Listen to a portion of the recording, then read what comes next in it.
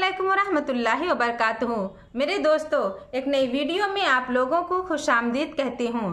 आज की वीडियो बहुत ही खास है। आज मैं आप लोगों के सामने ध्रुव राठी की एक ऐसी वीडियो लेकर के हाजिर हुई हूँ जिसमें उन्होंने हिंदू और मुस्लिम के बारे में ऐसी हकीकत बताई है जिसे सुनने के बाद आप भी चौंक जाएंगे। जैसा कि आजकल आम हो चुका है, कहीं हिंदू मुस्लिम का झगड़ा होता है, कहीं मंदिर मस्जिद का झगड़ा होता है, कहीं हिंदू लड़का किसी मुस्लिम लड़की से प्यार करने के बाद उसे जिंदा जला देता है, मंदिर के बाहर गोश्त फेंकने पर विवाद होता है। तो इन सारी बातों के बीच आखिर क्या है राज, इस बारे में ध्रुव राठी ने बहुत ही सच्चाई से हकीकत को बताया हुआ है जिसे सुनने के बाद आपके रोंगटे खड़े हो जाएंगे। आइए वीडियो को शुरू करते हैं। नमस्कार दोस्तों, पिछले साल अप्रैल के महीने में रामनवमी के समय कुछ लोग पकड़े गए गौ हत्या करते हुए आगरा के शहर में। इसकी वजह से आगरा में उस वक्त कम्युनल हिंसा भी छिड़ गई थी। ये इकलौता ऐसा इंसिडेंट नहीं है। अगस्त 2022 में भी ऐसा ही कुछ हुआ था। उत्तर प्रदेश के कनौज डिस्ट्रिक्ट में एक शिव मंदिर के सामने किसी आदमी ने मीट फेंक दी और उसकी वजह से हिंसा छिड़ गई। ऐसा ही कुछ मई 2020 में भी हुआ था। कोयम्बटूर मंदिर के सामने किसी ने मीट फेंक दी। फरवरी 2024 उत्तर प्रदेश के मुरादाबाद में कुछ लोग गौ हत्या काउस की स्लॉटरिंग करते हुए पकड़े गए। ये सारी खबरें सुनकर एक चीज आपके दिमाग में जरूर आएगी, आखिर ये कौन लोग हैं जो हिंदुओं की भावनाओं को ठेस पहुंचा रहे हैं और हिंदुओं को भड़काने की कोशिश कर रहे हैं। इसका जवाब वो नहीं जो शायद आप सोच रहे हो। पहली खबर का न्यूज आर्टिकल देखिए। यूपी पुलिस के अनुसार गौ हत्या के पीछे असली जिम्मेदार थे हिंदू महासभा के कुछ कार्यकर्ता जो हिंसा भड़काना चाह रहे थे। दूसरी खबर, शिव मंदिर के सामने मीट फिकवाई चंचल त्रिपाठी नाम के एक आदमी ने। इसने एक मुस्लिम कसाई को इसके लिए 10,000 रुपए दिए थे। इसके पीछे कारण था कि वहां के SHO हरिश्याम सिंह के खिलाफ बदला लेना चाह रहा था। तीसरी खबर, कोयम्बटूर के मंदिर के सामने मीट फेंकने वाला आदमी था हरिराम प्रकाश, एक unemployed civil engineering graduate. Police के अनुसार ये मेंटली डिस्टर्ब था। चौथी खबर, गौ हत्या के पीछे मुरादाबाद में यूपी पुलिस ने अरेस्ट किया 4 लोगों को, जिनमें से एक था बजरंग दल का लीडर। ये एक मुसलमान आदमी को एक झूठे केस में फंसाने की कोशिश कर रहे थे, इसलिए इन्होंने खुद गौ हत्या कर दी। हैरानी की बात यह कि ये काम करने के लिए इन्होंने खुद एक मुस्लिम आदमी की मदद ली। इन खबरों के पीछे की सच्चाई सुनकर अगर आप हैरान हो रहे हो तो आराम से बैठ जाओ। अगले आधे घंटे में जो मैं सुनाने वाला हूं, अपनी आंखें और कान खोलकर ध्यान से सुनना।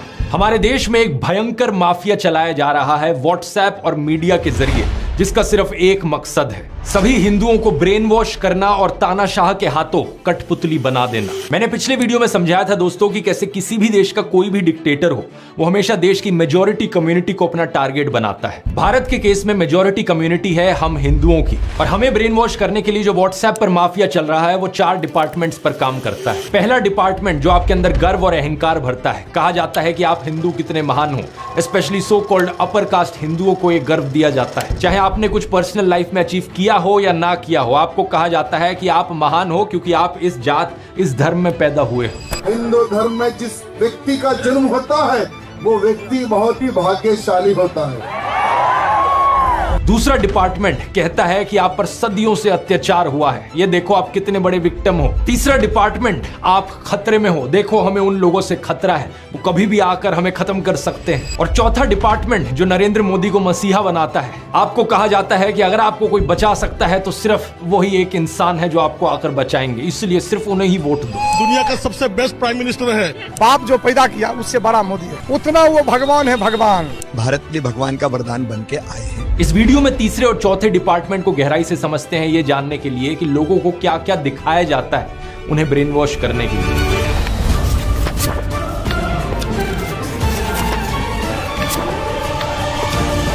पहले आपने एक खबर सुनी होगी श्रद्धा वालकर की, एक हिंदू औरत जिसे बहुत ही बेरहमी से मार दिया गया उसके मुस्लिम बॉयफ्रेंड आफ्ताब अमीन पूनावाला के द्वारा। शॉकिंग बात यह थी कि इसमें इसकी बॉडी को काट कर फ्रिज में रखा था, लेकिन हमारे गोदी मीडिया ने इस एक इंसिडेंट का इस्तेमाल किया सभी मुसलमानों के खिलाफ नफरत फैलाने के लिए। इसकी वजह से national broadcasting and digital standards authority NBDSA ने 50,000 रुपए का फाइन लगा दिया मुकेश अंबानी के चैनल न्यूज 18 पर। 4 शोज जिन्हें एंकर किया गया था अमीश देवगन और अमन चोपड़ा के द्वारा, इन्होंने नफरत फैलाई थी। 1 लाख रुपए का फाइन टाइम्स नाउ नव भारत पर भी लगाया गया इसी चीज को लेकर। इस इंसिडेंट का इस्तेमाल करके सोशल मीडिया पर भी भरपूर तरीके से नफरत फैलाई गई। एक गोदी इन्फ्लुएंसर ने बॉलीवुड एक्ट्रेस सोनाक्षी सिन्हा की फोटो अपलोड करी उनके मुस्लिम दोस्त के साथ। श्रद्धा की खबर को देखते हुए शत्रुघ्न सिन्हा ने दहेज की लिस्ट से फ्रिज को हटा लिया है। सुदर्शन न्यूज ने एक प्रोग्राम चलाया जिसकी हेडलाइन थी मेरा अब्दुल ऐसा नहीं है की हकीकत। एक और गोदी इन्फ्लुएंसर ने ट्विटर पर पोस्ट किया आपका अब्दुल भी वैसा ही है। जी न्यूज ने ट्वीट करके प्रोग्राम चलाया मेरा अब्दुल वैसा नहीं है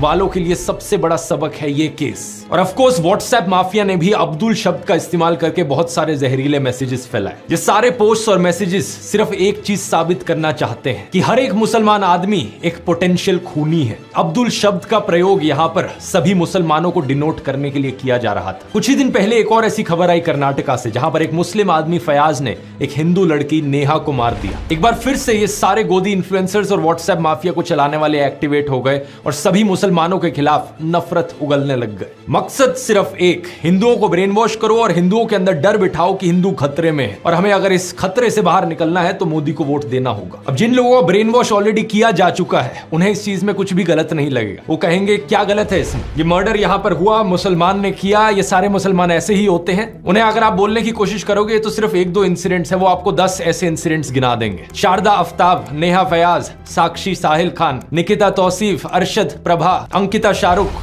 रितिका सईद, मानसी दीक्षित, मुजम्मिल, इन सभी केसेस की लिस्ट सुनाने के बाद ये आपसे कहेंगे ये देखो कहा था ना मैंने, ये सारे मुसलमान ऐसे ही होते हैं, ये सारे के सारे पोटेंशियली खूनी होते हैं। क्या है इसके पीछे का सच, इस खबर को देखो। श्रद्धा वालकर के केस के 2 हफ्ते बाद एक और केस हुआ था पांडव नगर में। अंजन दास नाम के एक आदमी को उनकी पत्नी पूनम के द्वारा मार दिया गया और श्रद्धा के केस की तरह उसकी भी बॉडी को काट कर फ्रिज में स्टोर किया गया। इतना ही नहीं, इसके 3 महीने बाद इस खबर को देखिए। नजफगढ़ के पास मित्राऊ गांव में साहिल गहलोत ने अपनी live in partner Nikki Yadav को मार दिया। मारने के बाद उसकी बॉडी को अपने ढाबा में फ्रिज में रखा। उसने एक आदि भी कर ली। इन दोनों केसेस की डिटेल्स बिल्कुल वही श्रद्धा आफ्ताब केस वाली डिटेल्स हैं। सिर्फ एक फर्क है, इन दोनों केसेस में कोई हिंदू मुस्लिम का एंगल नहीं है जैसा उस वाले में है। इसलिए आपने इन खबरों के बारे में कहीं सुना ही नहीं होगा और ना ही मीडिया वालों ने इस खबर को चलाया। मेरे खिलाफ भी ये लोग ऐसे ही झूठ फैलाते हैं। इस व्हाट्सएप मैसेज को देखो, पता नहीं कितनी बार इन्होंने इस व्हाट्सएप मैसेज को अपने ग्रुप्स पे बार बार फॉरवर्ड किया है। लिखते हैं कि मैं एक हिंदू ही नहीं हूं, मेरा नाम ध्रुव राठी नहीं है, मेरा असली नाम है बदरू रशीद।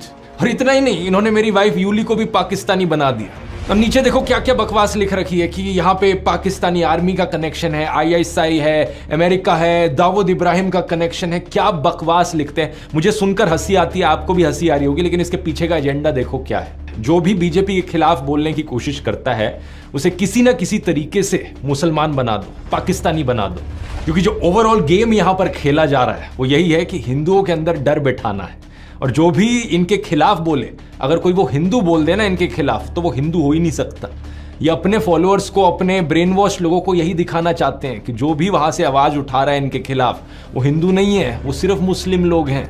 जो झूठ ये फैलाते हैं उसे ये डबल चेक भी नहीं करते। एक ये मैसेज था इनका जो फैलाया जा रहा था, अभी कुछ दिन पहले एक ये दूसरा मैसेज है इनका जो ये फैला रहे हैं। इस ट्वीट को देखो, इसके अनुसार तो मेरे फादर इन लॉ है एक्चुअली में पाकिस्तानी सिटीजन, यानी कि यूली के पापा। फिर लिखते हैं कि यूली इकलौती बेटी है उनकी। ये चीज भी झूठ है। अगर इन्होंने मेरे व्लॉग्स देखे होते तो इन्हें पता होता कि वो इकलौती नहीं है। मतलब कुछ बिलीवेबल तो हो जो कह रहे हो, लेकिन अनफॉर्चुनेट चीज ये है कि जो लोग ब्रेन वॉश्ड हो चुके हैं इनके माफिया के अंडर आकर, उन्हें इससे फर्क ही नहीं पड़ता। ये एक लॉजिकल सेंसिबल दिखने वाली झूठी कहानियां क्यों बनाने में टाइम वेस्ट करें, जब इनके जो लोग व्हाट्सएप मैसेजेस पढ़ रहे हैं वो इन बेसर पैर की झूठी कहानियों से ही कन्विंस्ड हो जा रहे हैं। व्हाट्सएप माफिया का तीसरा डिपार्टमेंट कुछ इस तरीके से लोगों के अंदर डर बिठाता है कि उनकी सोचने समझने की शक्ति बिल्कुल स्विच ऑफ हो जाती है।